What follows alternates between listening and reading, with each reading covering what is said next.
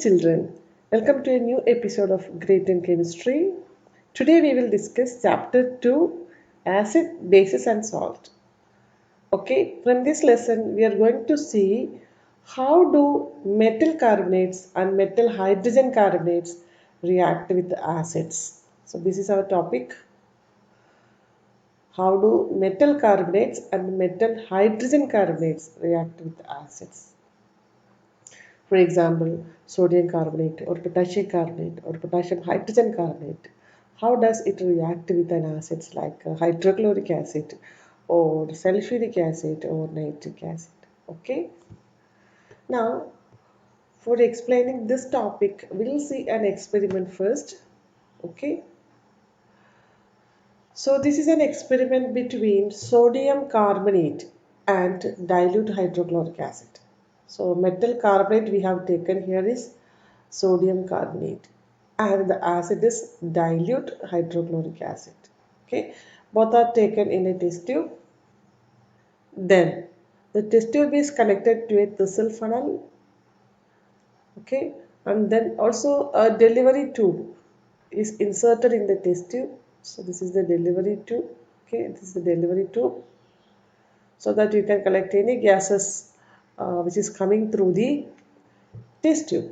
So when sodium carbonate formula is Na2CO3. When it's reactive with the dilute hydrochloric acid, what do you think? Which gas will be liberating? So here actually the gas liberated is carbon dioxide gas. Okay. So when sodium carbonate reacts with hydrochloric acid, carbon dioxide gas is liberated out. Okay. So the gas can be coming as bubbles over here. Okay. Bubbles will be formed and this gas can be collected through the delivery tube. Okay. And a test tube is kept here to collect the gas. So gas is passing through the delivery tube and the gas is collected in the test tube. Fine. Now, how do you understand that the gas liberated is carbon dioxide? For that purpose, we have taken lime water solution, that is called a calcium hydroxide solution. Okay, this is called lime water, and pass the carbon dioxide gas through lime water so that the lime water turns milky. So that is the identification test for carbon dioxide gas. Okay, so the reaction happens here is sodium carbonate reacts with HCl and form carbon dioxide gas. Okay, and along with that, two more products will be formed, that is sodium chloride and water. Fine. Then the gas is collected through the delivery tube in a test tube so that you can test it with the calcium hydroxide solution. Okay, calcium hydroxide solution will give you a milky color when carbon dioxide gas is passed through it. Why calcium hydroxide solution is kept over here? This is to understand whether the gas is carbon dioxide or not.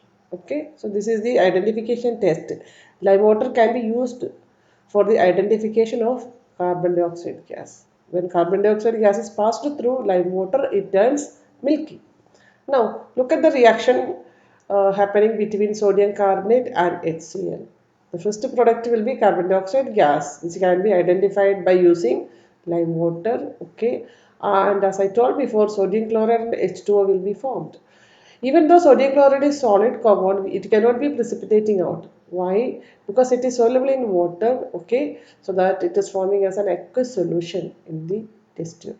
Now, the same is the case with the sodium hydrogen carbonate.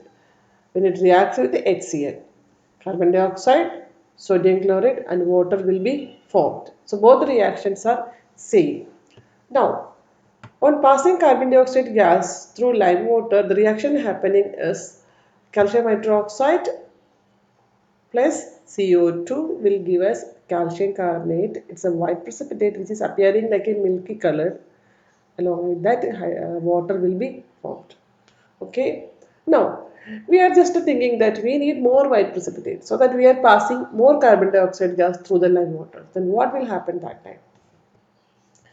On passing excess carbon dioxide, the following reaction takes place. we will not get any milky color further, or we will not get any white precipitate. Okay, because this calcium carbonate, when we pass more carbon dioxide through the solution, it is converted to calcium hydrogen carbonate, okay, which is soluble in water, so that we will not get any milky color precipitate or white color precipitate. So the white color precipitate which is formed earlier, okay, so that is dissolving in carbon water because it's converted to calcium hydrogen carbonate, and calcium hydrogen carbonate is soluble in water. So this is very important reaction usually asking in examination. How will you identify carbon dioxide gas? Okay, that time you can write pass carbon dioxide gas through lime water, so that a white color precipitate will be formed. What will happen if you pass excess carbon dioxide through this lime water?